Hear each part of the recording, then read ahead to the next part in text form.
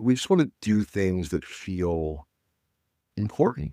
And if a byproduct of that is like ruffling feathers or leading so far, I don't want to say left, but into the arts, we don't care, man. We just want to like tell our truth, tell the things that inspire us and the people that inspire us. And docs in particular are a great way to do that because you can cut through a lot of the bullshit.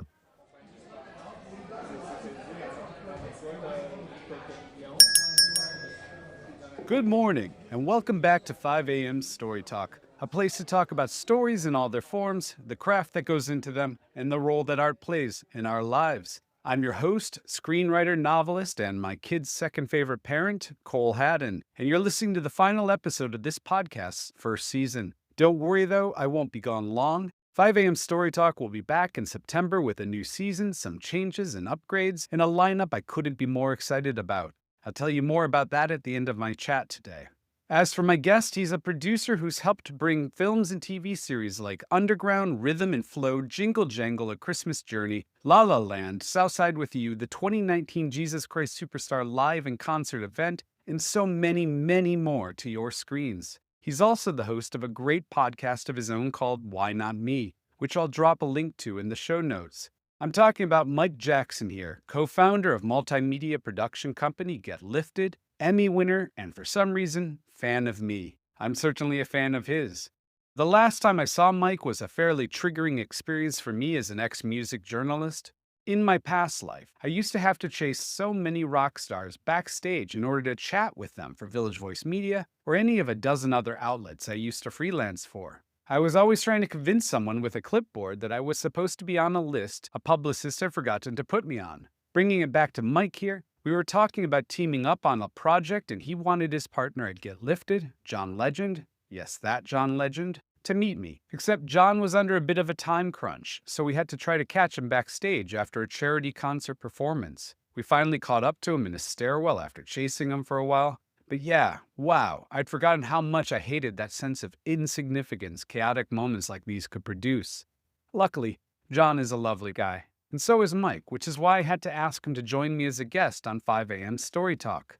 He works at this really exciting intersection of feature films, scripted and reality TV, and documentaries of all kinds. In almost every instance, these projects are socially conscious, very often preoccupied by social justice, and with just a few exceptions, about the entirety of the Black American experience. Good, bad, beautiful, painful, joyous.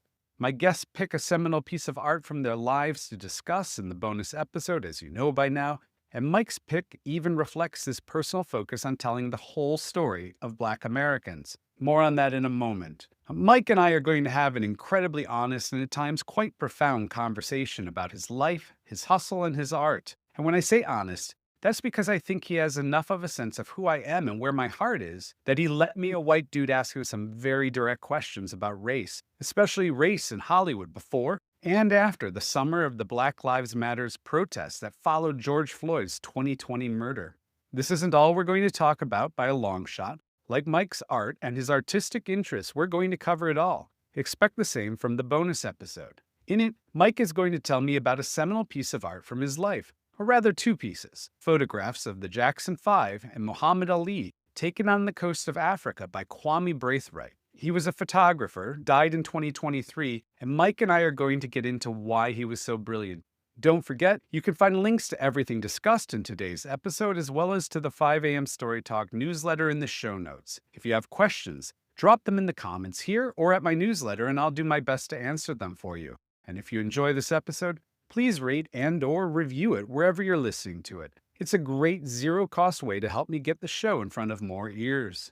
And now, let me introduce you to my friend, producer Mike Jackson. Welcome, Mike. It's great to see you. It's been a while. I think the last time I saw you wasn't at Soho House. We were chasing John backstage, trying to talk to him about a project.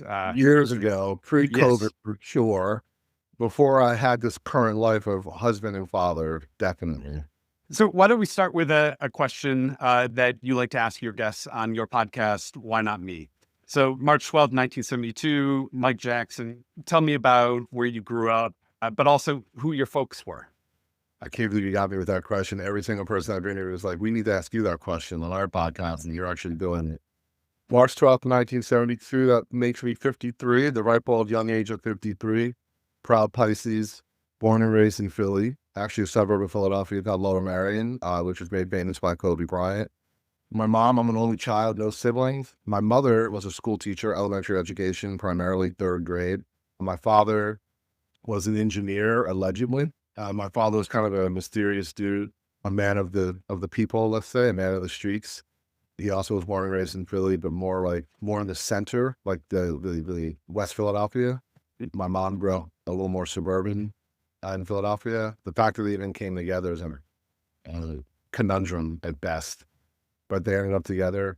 And, I was an only child. I originally grew up in a section of Philly called Wingfield, which is a predominantly Black neighborhood. I loved it. I got a lot of my energy from those early years. I was there until like I was 6 or 7. But I went to this private school called the Friend Central School, which is the first Quaker school in the country, one of only a handful that exist. So I was there from, age first grade, 5, 6 years old, living in Wingfield, area of West Philadelphia, reading to this really pristine white, lot of money there, school. So I was living between these two worlds. Eventually, I think around 8 years old, 7, 8 years old, I don't remember. My parents bought a home in Lower Merion, which is called the Main Line, which is super fancy, and a lot of the rich kids and rich people and all that. And all of a sudden, I was only in this world for the most part, in this white world. I went to school in this white world. I went home into this white world, and I had no issues with it. It was fine. I was accepted, but I still grew up in this very pro-Black home. Especially my father being from West Philly and kind of having his own experiences in the world growing up, but he grew up.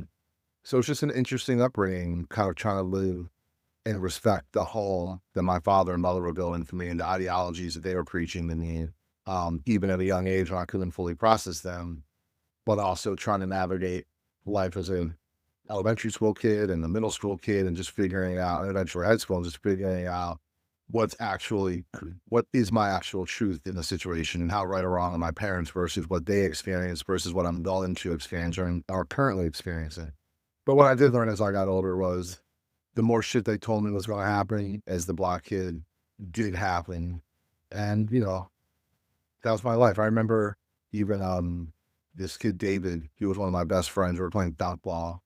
David, myself, and 2 other friends, 2 white guys. And I remember when I dunked the ball to win the game over him, and he yelled the N-word to me. And I remember in that moment, I was probably 15 or 16.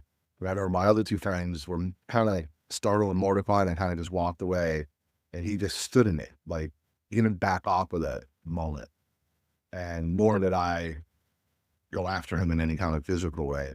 Because I remember just thinking, and this crystallized all the other little things that happened to me up to that point. And then again, the balancing act of truth versus fact versus fiction and the experience. I was like, they are fucking right. I do look different. I do stand out. It doesn't matter how good I am at something. I'm going to have to wear this armor with pride and embrace it. And that was probably one of my biggest life lessons throughout my adolescence that again crystallized at that point in my life. I was 15, 16, however old I was. And from that moment forward, I was never not proud of my Blackness, but I certainly realized at that moment that is what the world's going to see. And before that, I tried not to see color, but after that moment, I leaned into it in a way that's been defining for me for the rest of my life. Before I ask about the leaning into it, did you tell your parents about this experience? Immediately went home. I was shook. Mm. And that's where you go. If home life's good life, especially when you're a kid, you go home to your parents. Or if you have siblings or siblings, you go home to your family. You're like, David called me in the N-word. I obviously didn't say N-word, said the actual word. And my dad was like, yeah, it will happen again and again and again. The bubble, as you get older and everyone you're around is exposed to more ideologies and thought processes, they're going to keep bringing all these things back into this little bubble you're in.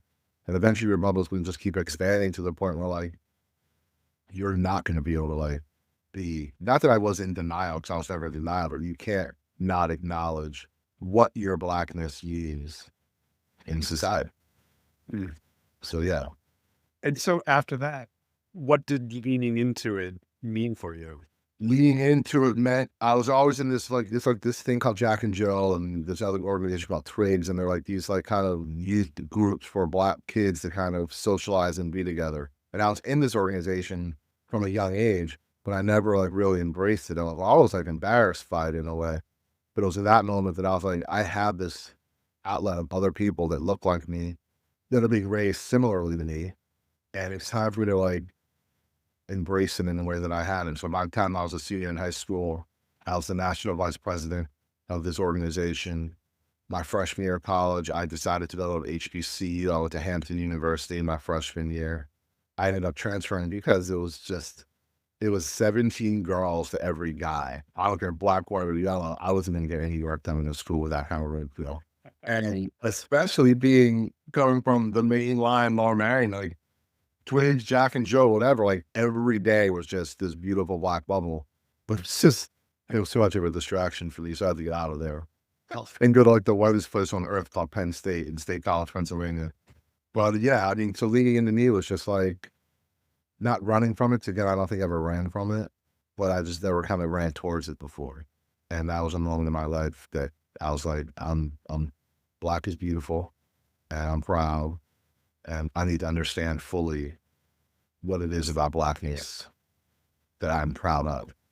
And the best way to do that is to just surround yourself with people that look like you and learn and listen from your peers, even not even the elders. 'Cause I had a lot of Black elders.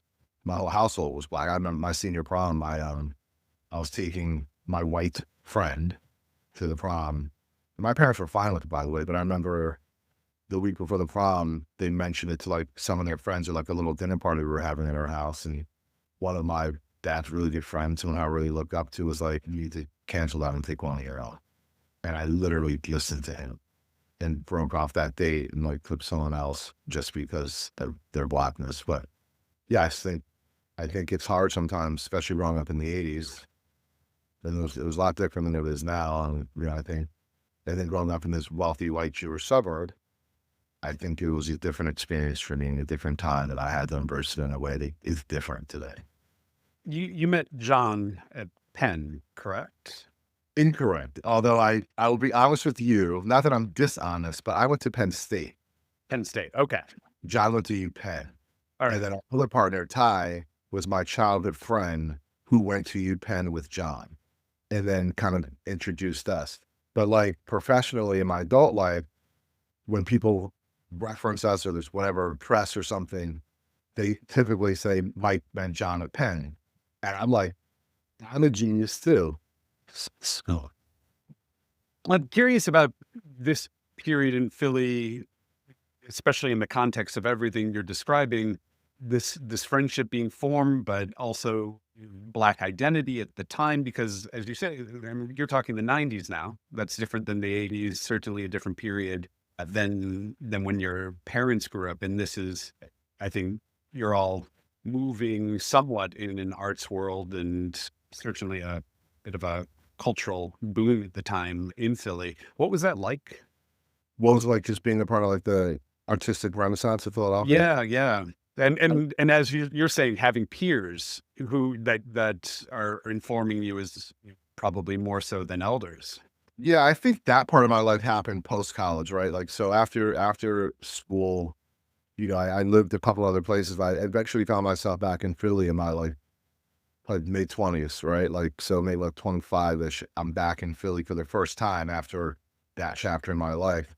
And, you know, the music scene, the art scene was popping for, as far as like from the underground standpoint. Like, you also have the art museum and like these like big iconic, the barns, and Philly was always known as a mecca for art. But there was this burgeoning thing happening underground with the music and art and fashion scenes that I got to be a part of in a significant way. Even like Black Lily, which is like this big music thing that was founded by like the Roots and like Just Scott. All these incredible artists would perform there. John performed there before he was John Ledger. So I got to like kind of lean in the culture in that way for the first time in my life in Philly, when it was really a cool time to do it. And I just think it informed me again, like artistry is a great vessel for understanding. And again, I'd had the experience in Hampton. I'd had, life experience up to like 25. But being back in my hometown, albeit not the suburbs, but living in the city, being in the center of like this kind of cultural revolution, it was incredible for me because again, it gave me another level of pride in my blackness.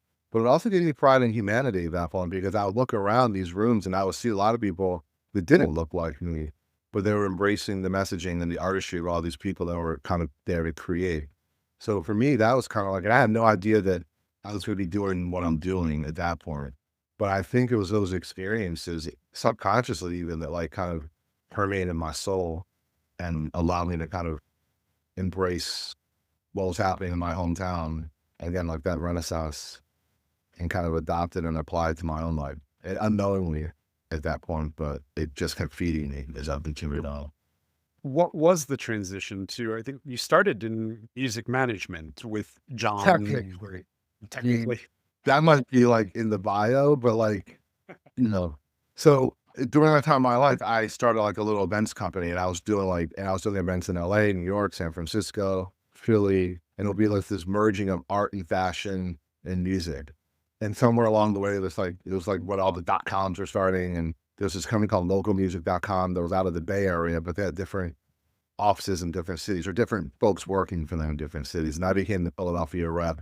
So now I'm like, I have a budget to complement what I was already doing to my company, which is throwing live music events throughout the city. And it was in that moment that I met John, and his artistry was just so strong. And my hustle was just so strong that I basically, and how I met him was funny. I met him because I was on a date, and Ty, who's now his manager and our partner, asked me to help him book a gig. And I had him show up at a restaurant in Philly when I was on a date, and I had him sing for me.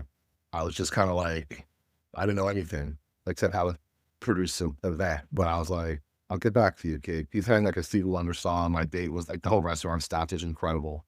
But I called my friend who was a music exec at the time and had like, he understood the language of music as far from the business side.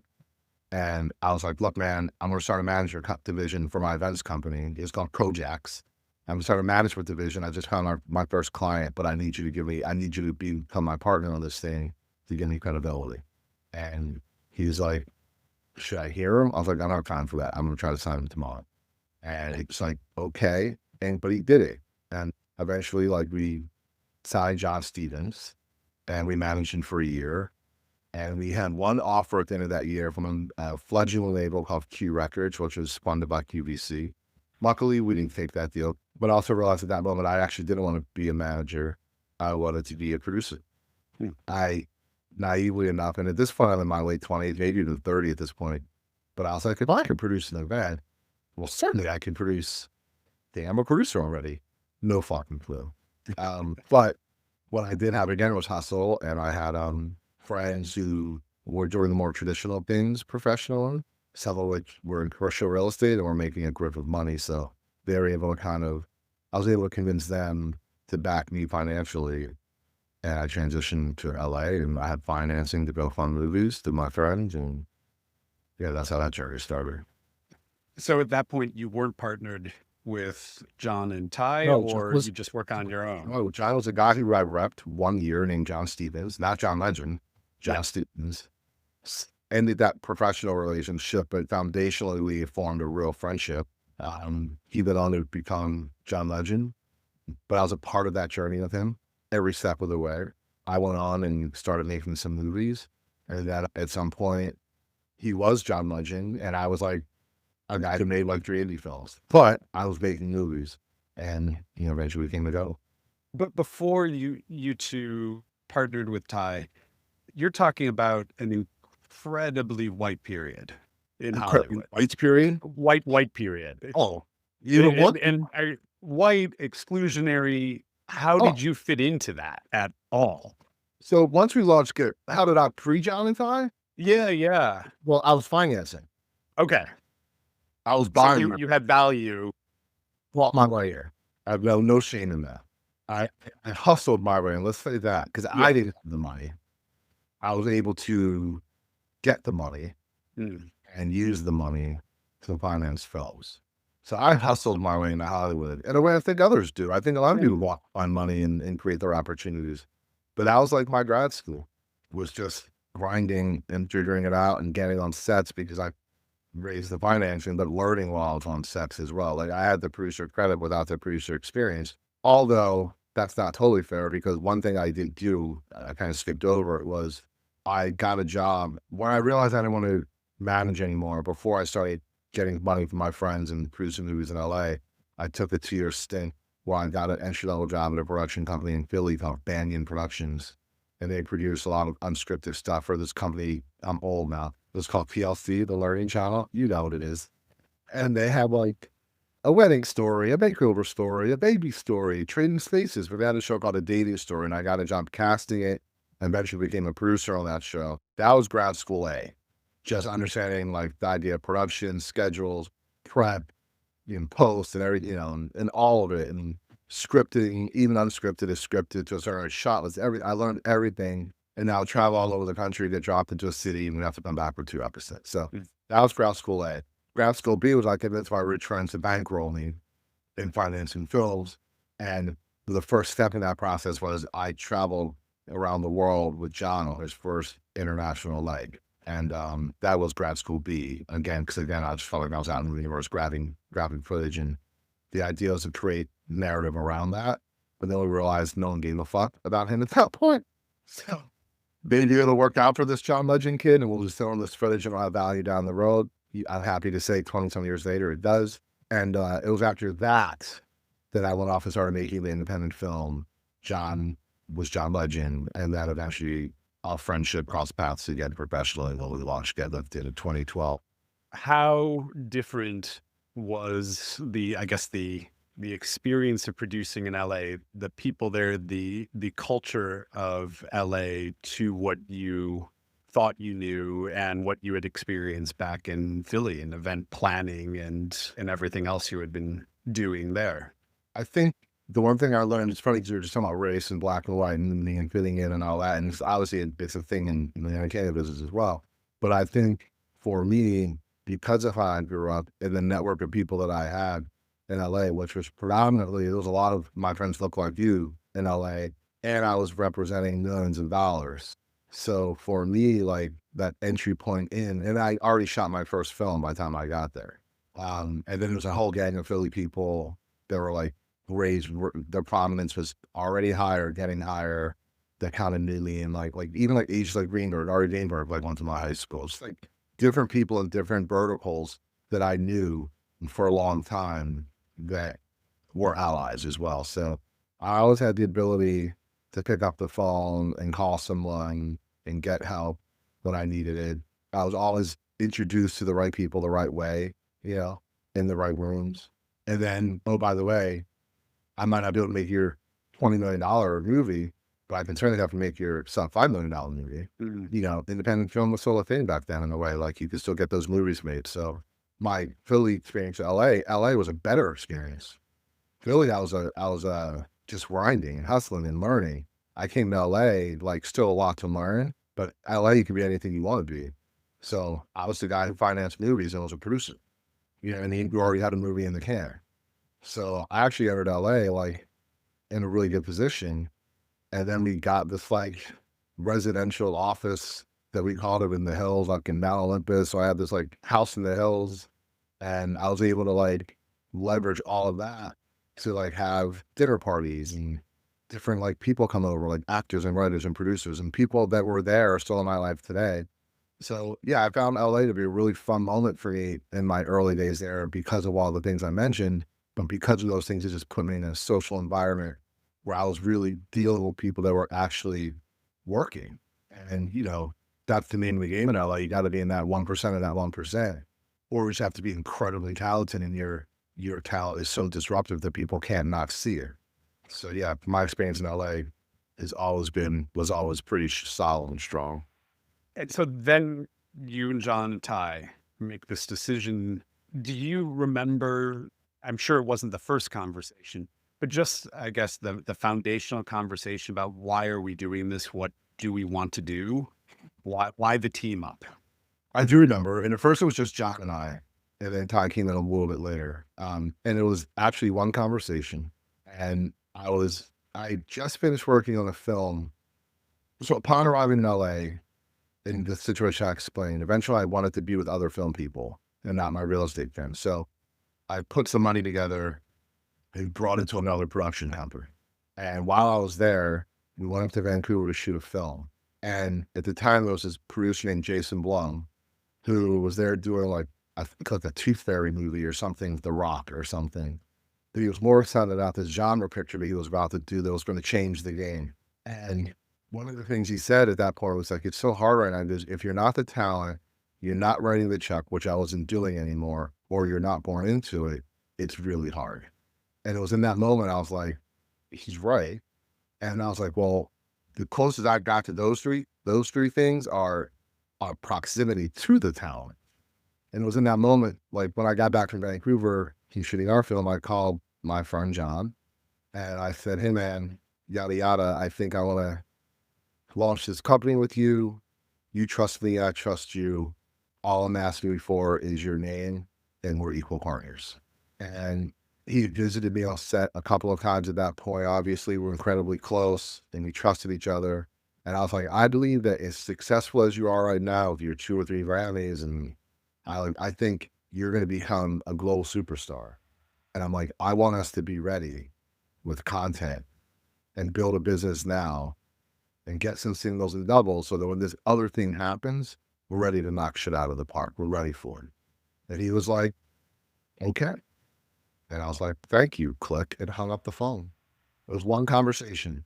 Did you have a personal mission statement at that time? Was there an idea you had? Yeah. I mean, and it's still what we're doing. It's like everything, every project's different, right? There's something special that everything you develop and produce, or else you wouldn't be doing it, right? So we always wanted to be, like at that point, Tyler Perry was Tyler, he was a big deal. And we were like, really happy for him and everything he is doing. But we also knew like that was what they were letting us do, they being the system, right? That was like, we could do that. But like the more like kind of higher brow thought leader type of content, we weren't really getting to do as much of that. We were doing some of it, obviously, like Forrest played DDMD. Like there were some roles and portrayals that were happening that were really high end, but like as a whole, it wasn't happening, especially from Black producers. So we had 2 things that we had to overcome. A, we don't want to just be the Black producers that were doing the lowest hanging fruit for the money. We wanted to do stuff that we were proud of, that we wanted to see, that other people that didn't look like us were able to do. But the other thing we had to overcome was just the idea of a celebrity production company and the vanity of it. So what we decided to do was exactly what we did. Let's do docs. Let's do really smart content. Let's not do it for the money. Let's do it for the messaging. And that messaging kind of brought prestige to our company. John always jokes me, I always talk about him being an EGOT, but the Emmy and the Tony was as a producer. And most people don't realize that. So we won 3 or 4 Emmys as producers. We won a Tony as a producer. And then, that's the EGOT. We built a brand and a business around smart, elevated content. And that was always our mission statement. Even calling ourselves Get Lifted. I mean, obviously the obvious thought would be his first album was called Get Lifted. But the reality was, yes, but we wanted to create content and produce content that elevated your consciousness and your mind and created dialogue and, water cooler talk, whatever that thing is. We wanted to put things out there that lifted your consciousness. So yes, it was named the album, but ultimately that's always been our mission statement, is to put shit out there that people want to talk about, as the people should be talking about, but they're not yet, and shine a light on the marginalized and shine a light on the people that need to be celebrated. And, we can have fun doing that. Now we're at this phase where it's like, I'm married now with 3 kids, so I have to get a little more commercial, I think. I've discussed this with a few people. The challenge of any success is that whatever scrappy, interesting thing you were doing when at the start of your career eventually gives way to the reality of the middle of your career, where, as you say, you have a wife and kids, you inevitably make different decisions when you have responsibilities like that, and you're not just gambling with your life and future. What I will say to that point is we've been very lucky that we've built different verticals. We publish books now, and we do theater. I didn't know that. Oh, our 4th book comes out in like a month. It's called The Can Do Mindset. It's written by Candace Parker, the WNBA basketball player. And it's not necessarily autobiographical, although a lot of her life is in it, but it's really more about her mindset and how she kind of manages her ambition and funnels it in ways that like allows her to actually achieve the goals that she sets forth for herself. So yeah, it's called Getting Lifted Books. We partner with the company Valzando, and that comes out in June. But my point was more like I can lean into being more commercial, maybe for film, but I still don't feel like I'm abandoning what we've always done because A, we can still do it, but we have books that we can do that with. We have our doc business that we can do that with. We have an off-Broadway play that opens in June. No one's making money on that. It's all about messaging. You know what I mean? So like resub platforms where we're able to always be who we are at our core. But yeah, like middle age, middle career, whatever you want to call it, there's more responsibility that comes with that. And you do have to remember that it is a business as well. So you've definitely been pivoting into that mindset lately. But again, it's been 11, 12 years before we got to this mindset. So I think we really dug in deep to build a brand in the content space that is about elevated content more than about commercial success. And now I think the people that have followed our stuff will follow us to the bigger stuff because they trust our taste and trust our messages. I want to ask about Underground, which I think is a bit of an overlooked gem from the period, but also I think it had just premiered when we first met. Created by Misha Green, who went on to create one of my favorite TV series of the 21st century, Lovecraft Country, which that series so much. I'm curious, what did you learn about that first, I guess, commercial TV experience? Because I imagine it had a lot of resonance through the next 10 or so years of the career. Yeah, Underground was a big thing for us because it was our first scripted TV show. And we were on a network called WGN, which was really known for Chicago Cubs baseball, but not necessarily for their scripted content. They had a few other shows at that point. But, we walked into this place with this really great opportunity. First and foremost, it all starts with Misha, her brilliance and what she created. And then the cast, Alice and Journey and Alano and Amira and Jessica and just everyone involved, Wanda, everyone involved in the show gave us this really cool thing to work with and work on, not just as producers and giving notes creatively, but for John musically and sonically to work with Misha and the other musical people involved with the show was incredible. But also John at the time was when digital marketing and social media was just becoming a real tool. And John had more of a footprint in followers than the network. So it also gave us an opportunity to like lean into like our superpower, which is John. And the show's a big hit for WGN, quite frankly. And we were really proud of it. And we got a season 2. And right as we got season 2, we sold another show to the network about Black Wall Street. So we're really happy about it. But then ultimately what happened was the network was for sale. And the company that was buying it was a super right-leaning conservative company. And they didn't want our show. And a part of the acquisition was get rid of the show. And the network was just a small part of the bigger portfolio anyway. So they canceled our show. And we just again sold a show about Black Wall Street that was going to be a companion show to that. We thought WGN was going to be our home to really build our business, and then it was gone. And the irony of all that was a year later, the FCC blew up that deal and never went. It didn't fully go through. So all that was for nothing. But yeah, that was a really great moment for us professionally because of our first kind of big taste of scripted TV and commercial TV and all of that stuff. But it also left a bad taste in our mouth at the end. So I want to ask about another project you had come out in 2016 because of the fact that some of the next questions are going to certainly involve the changing culture in America since Get Lifted really took off. And I'm talking about Southside with you about the Obama's love story and the strangeness of that film coming out, this lovely, wonderful little film just a few months before Trump's election. Did that hit you especially hard given all the work that went into it?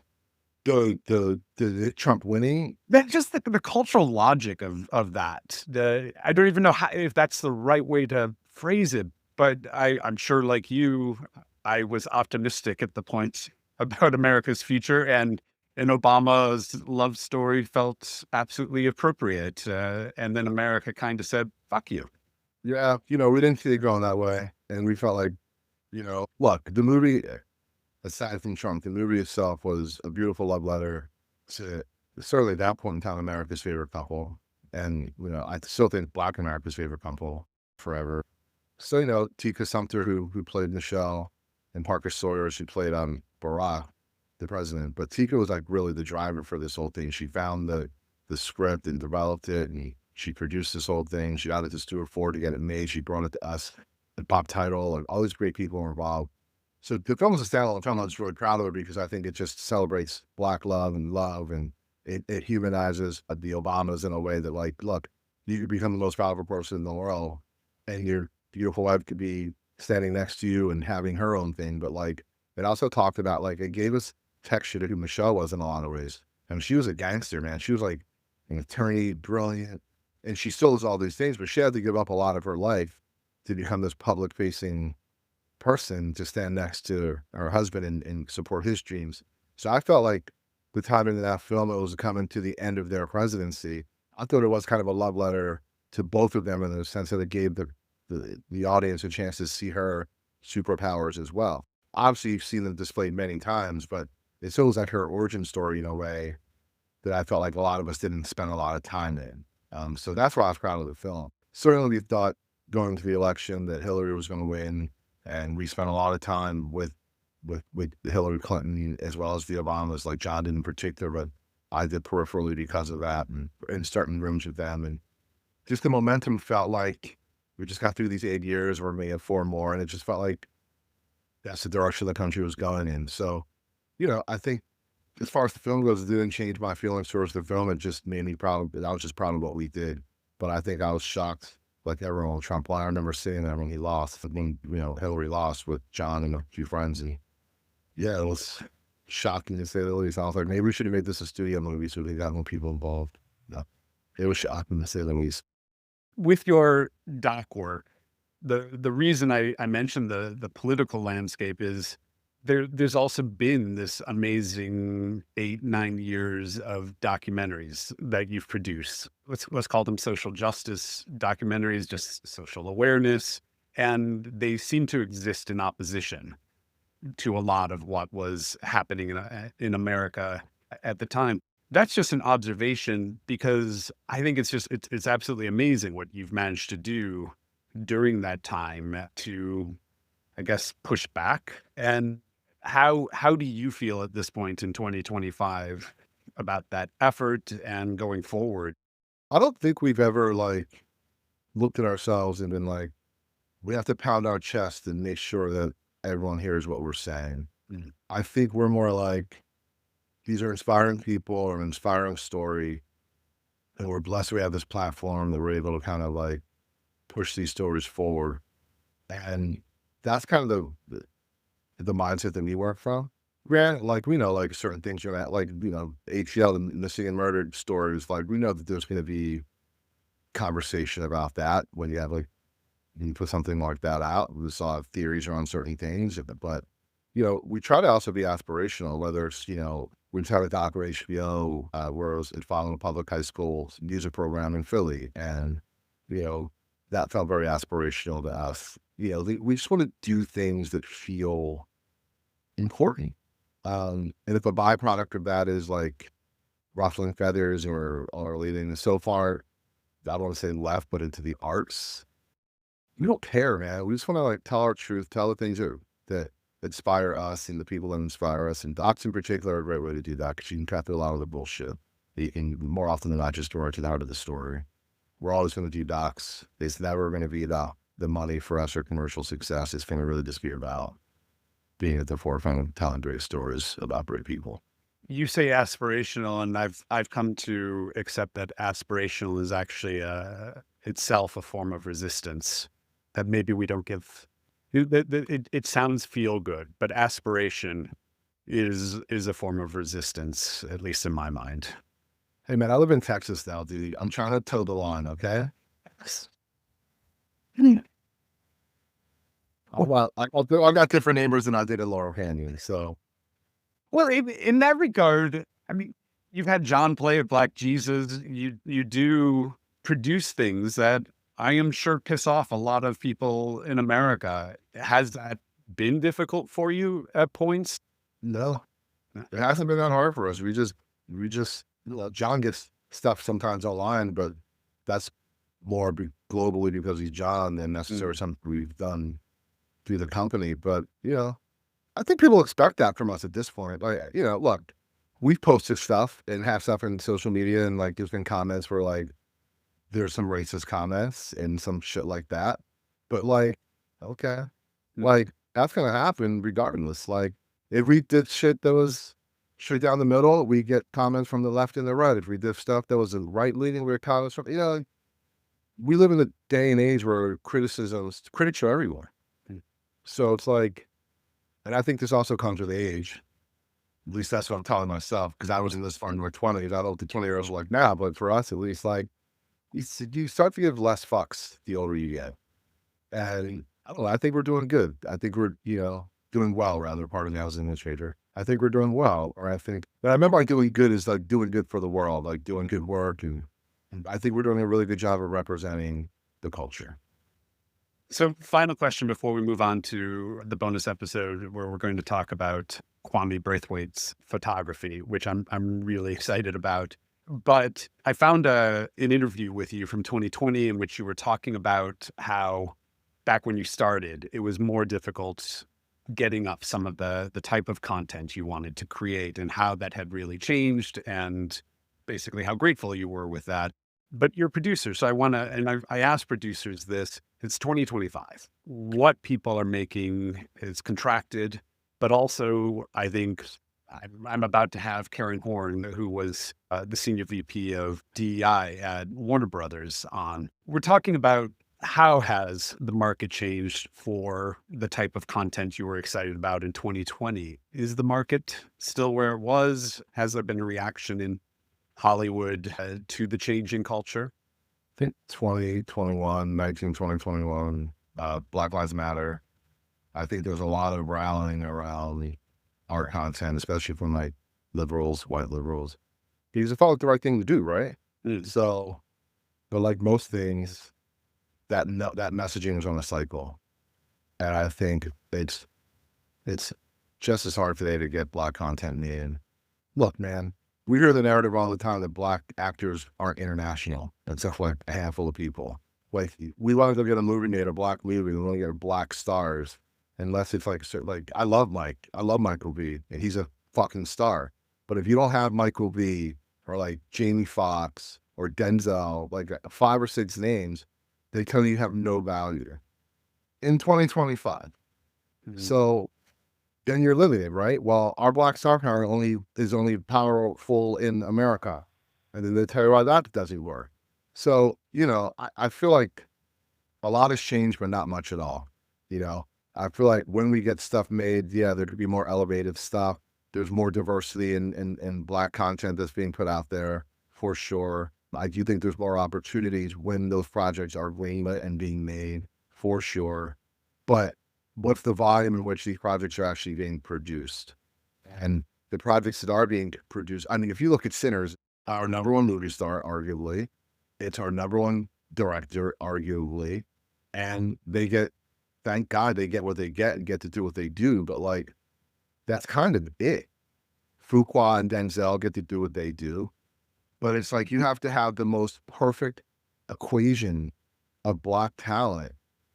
And unfortunately, there's only like 5 or 6 numbers that fit the tilt. So that's a long-winded way of saying not much has changed as far as output, in my opinion, or rather ease at which it is to get these things made if you're just trying to make a good movie or a good TV show that doesn't star the handful of names that they put out in front of you. Whereas I see my white counterparts, like actors are now getting 5, 10, 15, $20 million to go direct movies. Let alone, like the opportunities are just so, I mean, even like, and she did a great job, Olivia Wilde, you know what I mean? Like, God bless her, but like, I don't know, like, why is she more qualified than so many other people to get 10, $15 million to make a movie?